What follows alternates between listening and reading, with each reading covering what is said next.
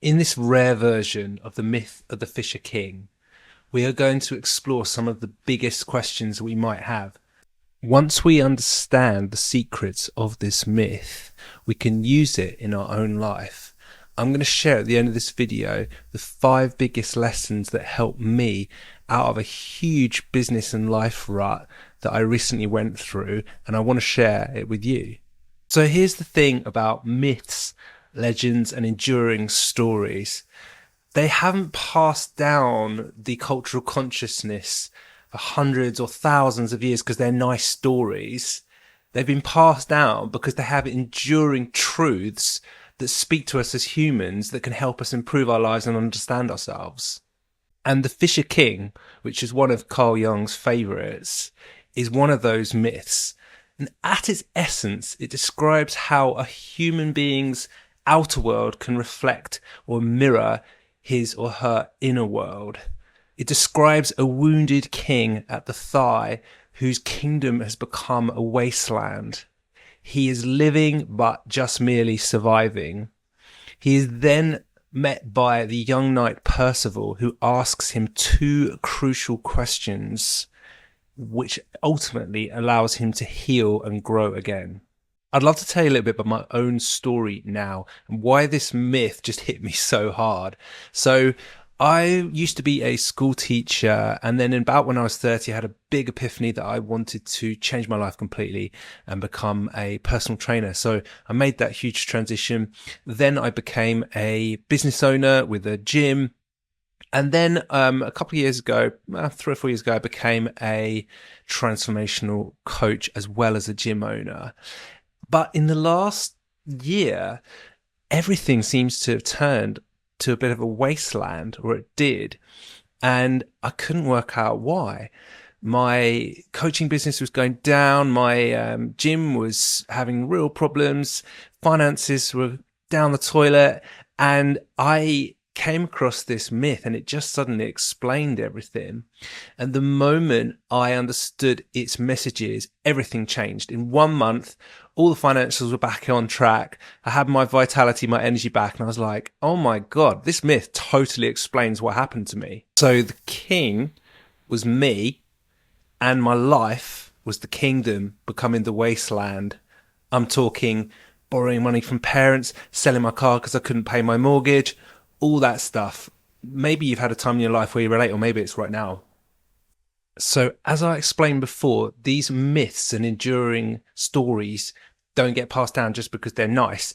They get passed down because they explain something deep and meaningful to the human condition. There's also often many iterations of this. For example, this actually came from a Celtic myth called the Wounded King, and it was transmuted by the Christian tradition into a more Arthurian legend. In this video, I'm going to explain the one that I think is the most meaningful and impactful version of the myth for you, because I think that if you're here, you're someone who wants to find their innate gifts and be in greatest service to the world with them. So that's why I've chosen the rarer version that I'm going to just about to dive into right now. So the Fisher King is depicted as a ruler who is wounded at the groin or thigh. And that's important because this is the generative life force holding part of us. And he is wounded exactly there. So he still rules, but he can't ride out to see his kingdom. There is no life in the kingdom anymore. The crops are failing. The cattle are dying. The inner world is reflected on the outer world, or mirrored. So it's like he has an inner wasteland and it's being reflected on the outer wasteland. He spends his day idly or passively fishing, which is a interesting metaphor that we'll come to later. But the strange thing about this myth is he's the guardian of the Holy Grail. He lives in the Grail Castle. He has possession of it, and the Grail is representative of life force, vitality, but he cannot access it. He's still king, but his vitality is lost. Have you ever felt like that in your own life? Like you're just going through the motions. Maybe you're just doing a job that doesn't hold any joy or passion or vitality for you. You're just paying the bills, or maybe it's a relationship you're in, but there's no real growth there. Have you ever felt like this? So the question is, how did the king get the wound? Well, in the Celtic version, which is much more ancient, the king is riding through the forest before the kingdom becomes a wasteland. And he is in this wild forest, which is symbolic. And he comes across a roasting salmon on a spit. Now, in Celtic mythology, salmon is representative of deep wisdom or true purpose. Anyway, he comes and he decides to taste the salmon, and it burns him. This is really important because it's like he came to his true purpose in the wrong way, or too early, perhaps. It burns him, but he never forgets the taste. It's like it leaves an indelible mark on him. It's like he saw his true purpose. He saw the way forward, but it was dangerous to pursue it. Have you ever felt like that? Like you know what you got to do. It feels like financial oblivion, or just like to actually go and do it seems just too risky. It's like that. And in the Arthurian legend, he's actually still wounded by something symbolically sacred. It's by like a sacred spear. So the Arthurian Christian myth takes on that element where it's meaning itself that can wound us. Or perhaps it's not the meaning itself or the purpose that we have been shown. It's the fact that we're not ready for it. That is the wound. We've been given a flash of our potential, but we're not ready for it. And that creates the wound because we yearn to be that, but we're not there yet. Why is this? This is sometimes called the mother wounding, and it's very significant that the king is wounded in the groin because it's like the area of masculine generativity, creativity, vitality. And what this means is that we haven't fully, or the king hasn't fully separated from his childhood, from his family, from his mother.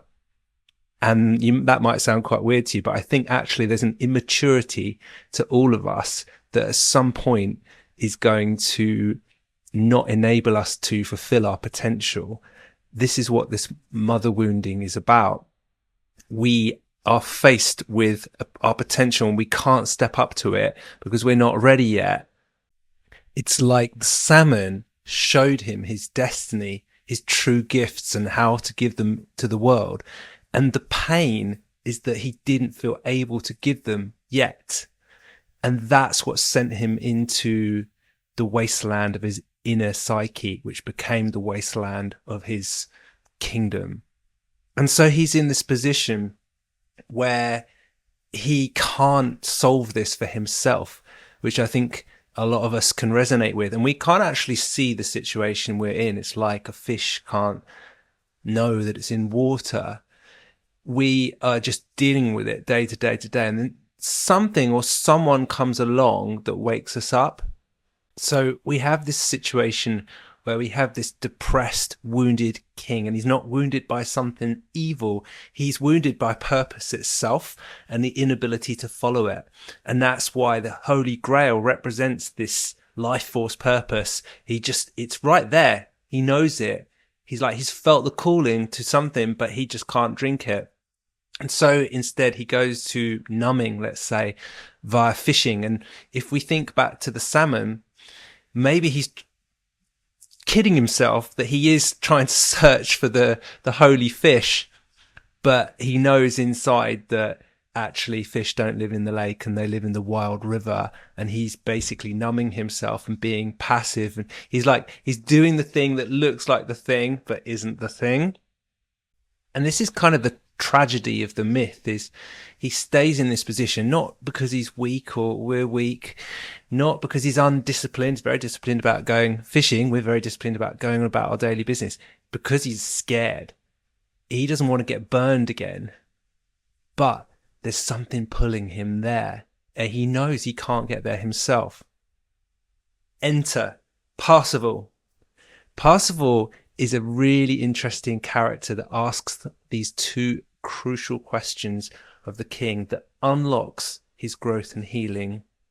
When Parsifal first comes to see the king, he sees the wounded king, but he thinks he should go with social convention. Nobody else is talking to the king. Why should he? He's a very, what you might call, an innocent character, Parsifal. He grew up around his mother, very mollycoddled and sheltered from the world, but that also gave him an innocence that could help him do something that nobody else could do. So he goes away, and when he comes back, a little bit more world weary, shall we say, he decides to be bold enough to go and talk to the king. And depending on which version of the myth that you read, there are two questions, but because this is my video, I'm going to say that he asks both questions.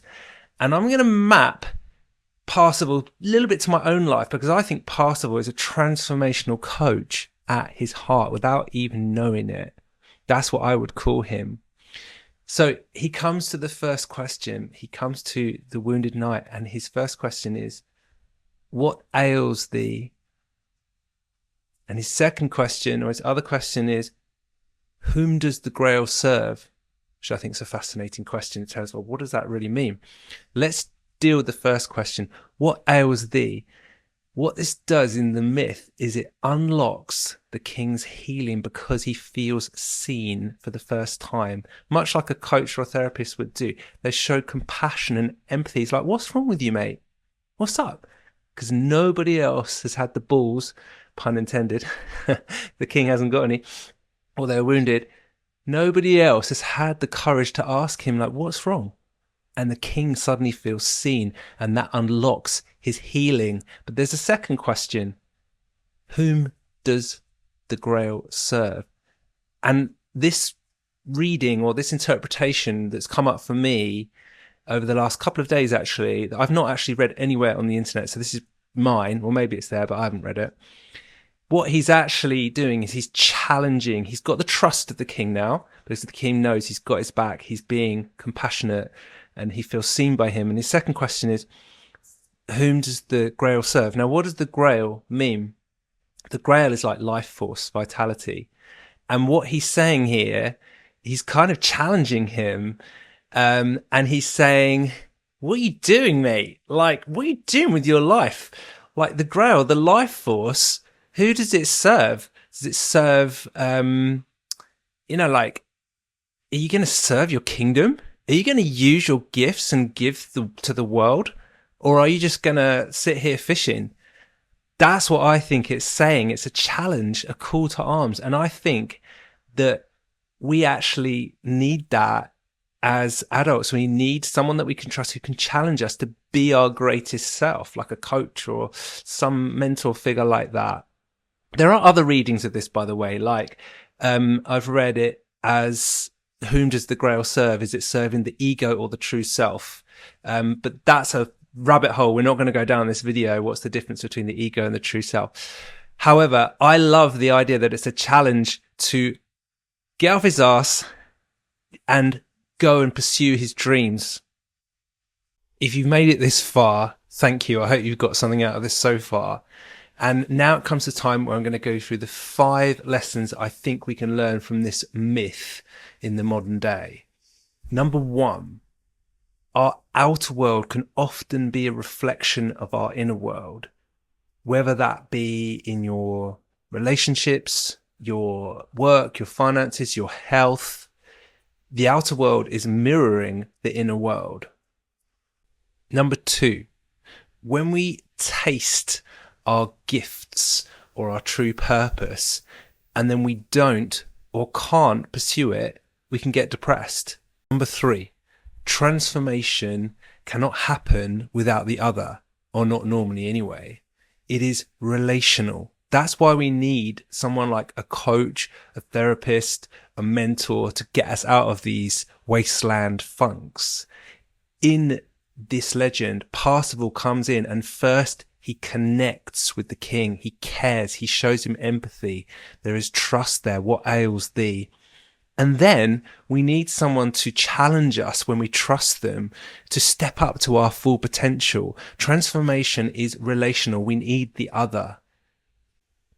Number 4, we can't drive with the brakes on. And that's kind of what the mother wound is. It doesn't literally mean that your mother wounded you. It means that there were some things that you picked up in your childhood that you haven't quite separated from, you haven't grown out of yet. And, or maybe you have, but I hadn't. And until we take that brake off, we can't put full acceleration down of the car of your potential. Until we move on and separate from that version of ourselves, we can't be all that we can be in the world. Number 5, and perhaps the most important one, our purpose is calling us to our highest potential. And we don't want to go there because we were burned before we didn't feel ready. But unless we go back there and we are willing to take action towards giving those gifts to the world, your kingdom, your life, or parts of it will be a wasteland. And sometimes you just have to go back with the help of another and pursue that purpose when you don't know the way. Imagine like it's an invisible bridge, which is the name of this channel. You have to take the first step and then the way will be revealed. Like this YouTube channel, this is my first video. I'm putting a lot of time and effort and energy into this with no promise of any reward. But when I started to do this, when I started to write my book, I'm writing a book, by the way, that is when my wasteland became a flourishing kingdom again. That was the only change that I made. I recommitted to going after my gifts and giving them. I recommitted to my creative, generative purpose. And then that became transmuted into other areas of my life and everything changed. So if you feel a calling to something, it doesn't feel logical to pursue it because it takes too much resources or you don't know if you're going to make it or not. Do it. Then the universe will start to conspire towards you and create the flowing water will come back to the kingdom. My next video is coming soon, so watch this space.